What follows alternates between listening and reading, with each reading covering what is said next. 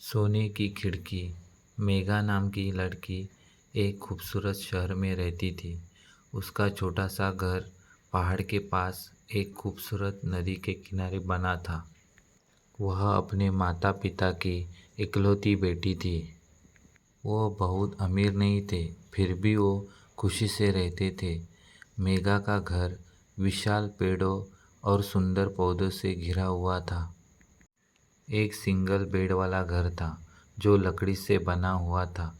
मेघा को अपना घर पसंद नहीं था।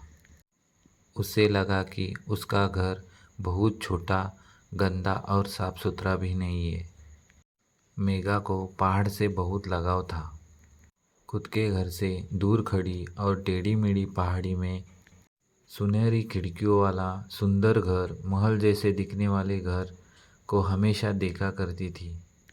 खिड़कियाँ इतनी खूबसूरती से चमकती और चमकती रहती थी कि मेघा उस घर को देखकर दूर से ही मंत्रमुग्ध हो रही थी।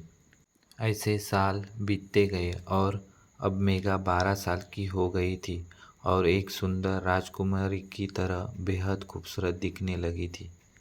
उसका मानना था कि उसे सुनहरी खिड़कियों वाला सुंदर घर, महल जैसे दिखने वाले घर में रहना चाहिए, पुराने लकड़ी के घर में नहीं। जैसे जैसे मेघा बड़ी होती गई, उसकी माँ ने उसे अपने घर में घर के चारों ओर घूमने की अनुमति दी। मेघा की स्कूल में छुट्टियां थी और उसने अपनी माँ से अनुमति ली कि वह नदी के पास बगीचे में घूमना चाहती है। उसकी माँ भी मान गई और उसे दूर न जाने के लिए कहा। खुद के घर से बाहर निकलने के बाद मेघा ने पहाड़ पर चढ़ने और सुनहरी खिड़कियों वाला सुंदर घर, महल जैसे दिखने वाला घर में जाने का फैसला किया। उसने अपनी साइकिल ली और पहाड़ की चोटी पर पहुंचने की अपनी यात्रा शुरू कर दी। उसे पहाड़ में सुनहरी खिड़की वाला घर की ओर जाने के लिए पहाड़ में एक संकरी सड़क मिल गई थी। इतने संघर्षों के साथ वह पहाड़ की चोटी पर पहुंची, जहां वह सुनहरी खिड़की वाला घर था। जो सालों से देख रहे घर के नज़दीक पहुंचते ही मेघा चौंक गई। महल जैसा दिखने वाला घर सबसे गंदा, क्षतिग्रस्त महल था। वास्तव में वो घर बहुत गंदा और ख़राब था, लेकिन दूर से वो अच्छा दिख रहा था।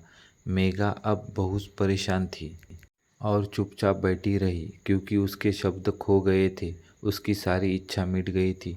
अचानक उसकी नज़र वहाँ से खुद के घर पर पड़ी और वो चौंक गई। मेघा के एक घर की खिड़की सोने की तरह चमक रही थी। उसने महसूस किया कि पानी में परावर्तित होने वाली सूर्य की किरणें खिड़की को चमका देती है।